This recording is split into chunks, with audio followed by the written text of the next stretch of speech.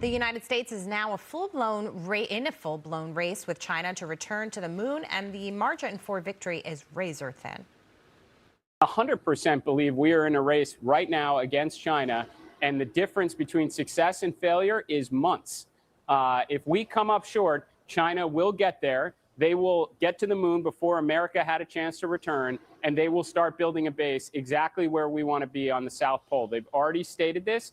It's why we can't lose. We can't fall behind. Working alongside our partners at SpaceX and Blue Origin, Boeing and Lockheed to get on the game, start moving very fast, launch moon rockets, return to the moon, build the base. China's space program has been moving fast, conducting more than 90 orbital launches. That is a national record, and making major investments in its commercial space sector. The United States is working with private companies like SpaceX, Blue Origin, Boeing, and Lockheed Martin to eventually build a permanent lunar base, because whoever has the strongest presence beyond Earth could shape the rules of the next frontier. And this is all about first mover advantage. You know, maybe 50 years ago, Steve, you would think that we would never be at this point. But in fact, we are here.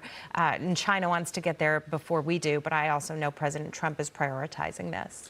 Well, it is amazing. We got to the moon in 1969, almost 60 years ago, as you pointed out, and then we dropped the ball in the space program. Private companies like SpaceX have brought it back. One of the big things President Trump did in his first term, against a lot of ridicule, was create the Space Force, right, recognizing you got to pull these assets together from the various other services, like we did with the Air Force decades ago, and prioritize that real frontier. And amazingly now, we've got 10,000 commercial satellites in space, all most private sector. So we've got the technology there, and the Space Force is also helping out in the Gulf, finding out where these missiles are and targeting them. So we got to do more. And give kudos to a person I know, Barbara Barrett, who was Air Force Secretary and pushed the creation of the Space Force in President Trump's first term. Great achievement. And the critics eat the crow or whatever it is, meteors or whatever it is you want them to eat.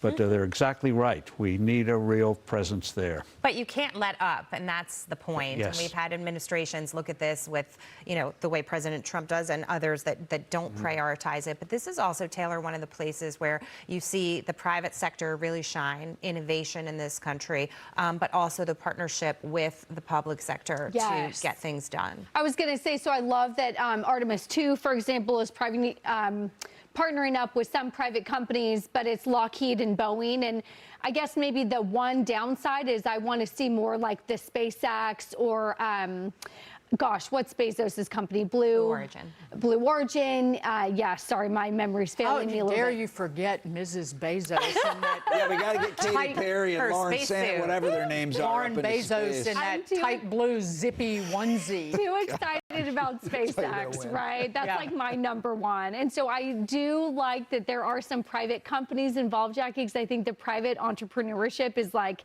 the best way, but it's companies, frankly, like SpaceX, where I've talked about that big documentary I saw where he threw everything on the line. He said, this is my last launch before I go bankrupt from all the money I had from PayPal. And if it doesn't work, then I'm out. And it was the one thing that worked. And then that's how SpaceX has gotten to where it is today. So you need entrepreneurs like that who are willing to risk it all to do something big. But you guys are making me think of something, Dagan. I'm wondering if, you know, because of the Sanchez spacesuit and the Blue Origin, you know, doing these sort of commercial trips up to space, should our private companies be focusing on that kind of venture? I realize that at some point that will make them a lot of money, or should they be putting all their eggs in the competitive basket versus China? It's up to the private companies to make that decision, whether it's, because that's free enterprise, right? Steve is shaking his head. He's nodding up and down, up and down. Yes. Yeah. It's up to them.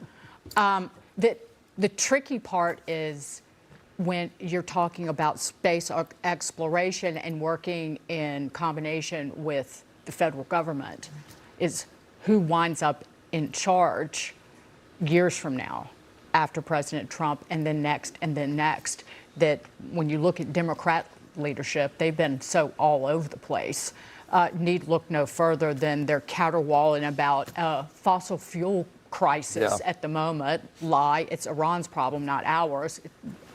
But this is what they were planning for. This is what they wanted to achieve just a few years ago. So again, it's they don't know what they want, and that's the danger of being a private business and working with the government. Here's what I say. We've got to be unapologetic about space, okay? I think space is like the Panama Canal or Greenland. Nobody quite knows whose it is. But if you sit back and you're like, well, let's give it over to these guys, or let's let the Danes run it, then China will dominate it. So I think we ought to be going after space the same way we're going after the Panama Canal. Sorry, but we're the indispensable person who needs to be there. We're going to be there.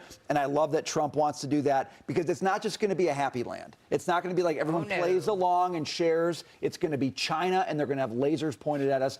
And I would very much like to avoid and that situation. Elon wants to put data centers up there. Fine, make them American. So there's good, valuable real estate. Steve Forbes, thank you so much for being here. We Good love to be here. having Thank you very much.